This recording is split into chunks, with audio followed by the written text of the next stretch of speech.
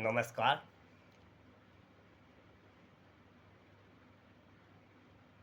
मेरा एक भजन जैसा ही भजन है कि दुख सुख दोनों हैं, दुख और सुख दोनों हैं, दुख सुख दोनों हैं, दुख सुख दोनों हैं, एक ही बात है। और दुख सुख दोनों है, एक रुपहला एक सुनहला, एक रुपहला एक सुनहला, एक सुनहला एक सुनहला एक सुनहला, के फर्क बस सिर्फ यही है, फर्क बस सिर्फ यही है, एक नहला है तो एक दहला, एक नहला है दुख वो भी कम नहीं होता, बहुत सारे रास्ते निकलवा देता है। वो बोलते हैं ना कि आविष्कार, क्या चीज़ बोलते हो उसको, आवश्यकता आविष्कार की जब नहीं होती है तो क्या पता वो दुखों में से ही कितने सुख बाहर निकल के बाहर आ जाते हैं कि उनको रास्ते मिल जाते हैं। तो एक नहला है एक दहला, उसी के हिसाब से मैंने ये लिखा है, ये मेरा लिखा हुआ है जी, गोविंद। तो जिसने दुख को भी सुख जान लिया, देखिए जान लेने में और मान लेने में बहुत फर्क है। जानते सभी हैं, किसी से भी आप बोल दीजिए ये काम, हाँ मैं जानता हूँ, ये गलती, हाँ हाँ हम जानते हैं ऐसा करने से गलती होती है, ये आपने किया ऐसा फिर भी जानते हो भी, हाँ किया ठीक है हमको मालूम है, ये नहीं। लेकिन जिसने दुख को भी सुख जान लिया, जान लिया जान लिया नहीं मान लिया, जिसने दुख को भी सुख मान लिया, सही अर्थों में ही हाँ उसने ही इस जग में जीना सीख लिया, सही अर्थों में ही हाँ उसने ही इस जग में जीना सीख लिया, जिसने दुख को भी सुख जान लिया और फिर मान लिया। जैसे ऋतुएं होती है बराबर सबके लिए ही, सबके लिए ही, सर्दी गर्मी बरसात जो भी है, बसंत वगैरह, ये दिगर बात है किसके लिए दुखदाई किसको लाभकारी भी, क्या धोबी चाहे धूप माली चाहे बरसना, सब जानते हैं आप लोगों को। ये दिगर बात है किसके लिए दुखदाई किसको लाभकारी भी, जिसने ये सब जान लिया, जान लिया तो जान लिया, ये बड़ी बात है, उसके अनुरूप खुद को ढाल लिया, खुद उसके अनुरूप ढल जाता है। दुख है भाई, दुख के हिसाब से, दुख के दिन भाई किसी तरह कट जाए, जैसे भी कट जाए दुआ कीजिए।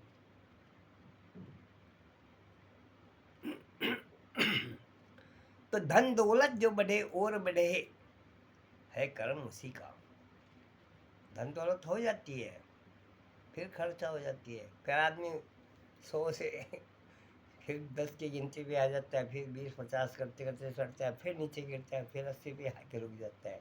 सांप सीढ़ी का खेल होता है साहब, और कुछ नहीं। तो धन दौलत जो बढ़े और बड़े है तो है कर्म उसी का, है कर्म उसी का। नहीं होता है कुछ पर रख सकता है वो भरम किसी का, किसी के पास कुछ नहीं होता लेकिन फिर भी वो नगर सेठ कहता है, नरसी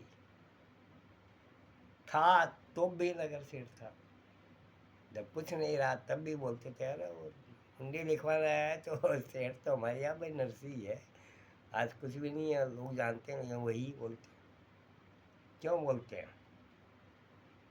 क्यों, वो उसका भरम रखने वाला वो है, वो जानता है कौन क्या है।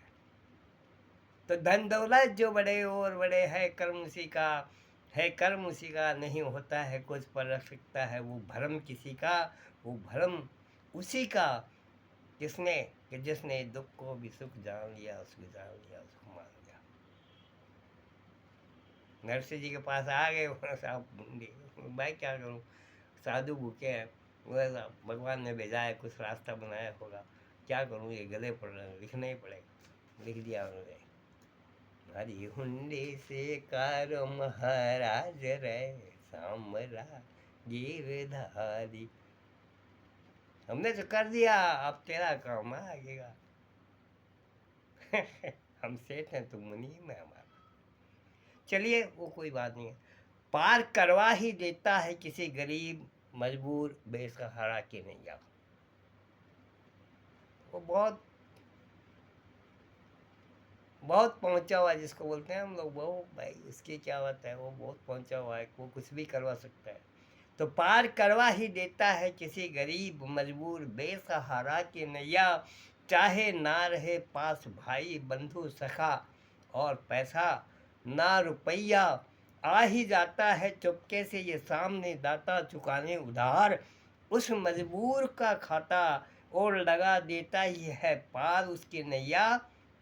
बनकर भक्त केवट, बनकर भक्त केवट, केवट केवट केवट ही था, लेकिन फिर भी उसमें प्रवेश हुआ कुछ ऐसा राम के प्रति कि बनकर भक्ति केवट, और फिर केवट भी बन गया और खेवैया भी बन गया। केवट केवट ही था, लेकिन केवट बन गया और खेवैया बन गया। तो जिसने दुख को भी सुख जान लिया, जान लिया, जान लिया, और सही अर्थों में वही है जिसने इसे मान लिया, मान लिया, मान लिया। तो उसकी महिमा का क्या बखान करें, कुछ नहीं कर सकते। कुछ भी हो, तेरा नाखून की एक बराबर भी कोई कुछ नहीं कर सकता। उसके बारे में कोई जानता ही नहीं है, वो क्या पता क्या है, क्या ही चीज़ है। लेकिन ये सच है सर जी, मैं बताता हूँ आपसे हाथ जोड़, ये भी है कि मैं अपना अपना विचार होता है, किसी के ऊपर, किसी के लिए, किसी के वास्ते ये कुछ नहीं होता।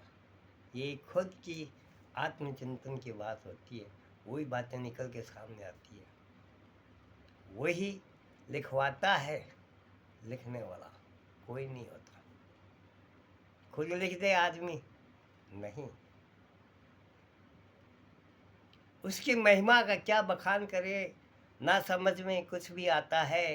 होता है दो चार मुसीबत से, दो चार मुसीबत से, जिससे उस मुसीबत से पाला पड़ता है, किसी का मुसीबत में जो पड़ता है, होता है दो चार मुसीबत से, और फिर कैसे निकल पाता है।